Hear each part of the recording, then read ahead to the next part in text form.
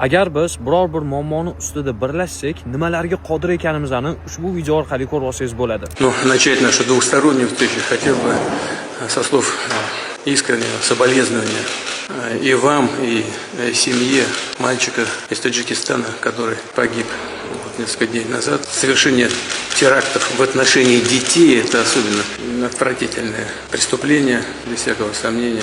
Следствие будет доведено до конца, и виновные, если их несколько человек, безусловно, будут наказаны в полном объеме. Tojikistonlik Qobiljon bilan bo'lib o'tgan voqeani nafaqat biz, balki butun SNG, Rossiyani o'zida chet elliklar gapirdi. Buni natijasida ikki davlat rahbarlari ko'rishganda, ya'ni Tojikiston bilan Rossiya prezidentlari ko'rishganida, Rossiya prezidentining nutqidan avval aytgan birinchi gapi: "Men sizga Qobiljonni oilasiga o'zimni ta'ziyamni bildiraman va bunaqa teraktni biz kelgusida albatta oldini olamiz va bu ishni qilganlarni biz qattiq jazosini beramiz" dedi.